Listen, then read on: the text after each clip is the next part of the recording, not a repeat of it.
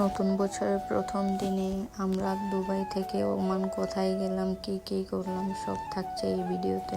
31st নাইটে সবার plan ছিল একসাথে বের হব, আপুরাও যাবে। পরে আপুদের প্ল্যান ক্যান্সেল হয়ে যায়, আমরা দুজনেই একা একা চলে যাই দুবাইতে ফায়ার ওয়ার্ক দেখার জন্য।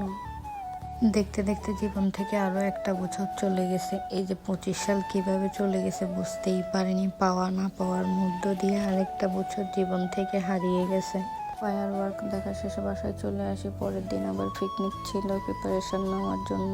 পরের দিন সকালে উঠতে উঠতে লেট হয়ে যায়। পরে বের হয়ে গাড়িতে নাস্তা করে নিই। নাস্তা করার শেষে আপুর বাসায় চলে যাই। পরে আর কোনো ক্লিপ নেওয়া হয়নি। পরে সবাই বের হয়ে যায়। পরে আমরা মাঝ রাস্তায় নেমে নাস্তা করে নিই। আপু বাসা থেকে নুডলস রান্না করে নিয়ে আসছিল। প্রথমে প্ল্যান ছিল যে খুরপাকান যাবে, পরে প্ল্যান করলো যে আলমাদা ওমান যাবে, ওখানে পিকনিক করার মতো জায়গা আছে, স্টে করবে। আর এখানে সব জায়গায় বারবিকিউ করা যায় না। পরে ওখানে যেতে যেতে প্রায় আমাদের 2টার উপরে বেঁচে যায়। দুপুর হয়ে গেছে, সবার খিদা লেগে গেছে।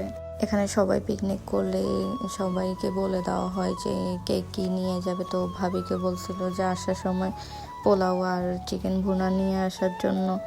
সবাই খেতে বসে যায়। খাওয়া দাওয়া শেষে সবাই যার যার মতো ঘুরতে বের হয়ে যায়। পাহাড়ের মাঝখানে জায়গাটা খুবই সুন্দর ছিল।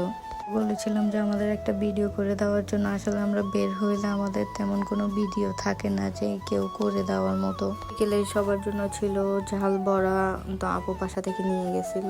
আমি বাসা থেকে যাওয়ার সময় চিকেন বিফ এগুলো ম্যারিনেট করে নিয়ে যাই।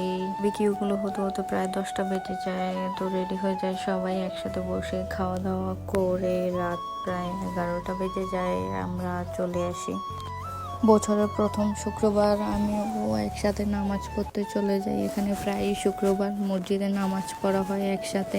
এখানে একটা জিনিস খুবই ভালো যে মেয়েদের আলাদা নামাজ পড়ার জায়গা আছে, ছেলেদের আলাদা। আমাদের বাংলাদেশে যদি এই সিস্টেমটা থাকতো। আমাদের বাসার পাশেই একটা মসজিদ আছে, ওখানে চলে যাই, দুজন মিলে একসাথে নামাজ পড়ি। দুপুরে আসার সময় বাইরে থেকে খাবার নিয়ে আসি, মাটন বিরিয়ানি। ভিডিওটা এই পর্যন্তই। সবাই ভালো থাকবেন। আল্লাহ হাফেজ। আসসালামু আলাইকুম।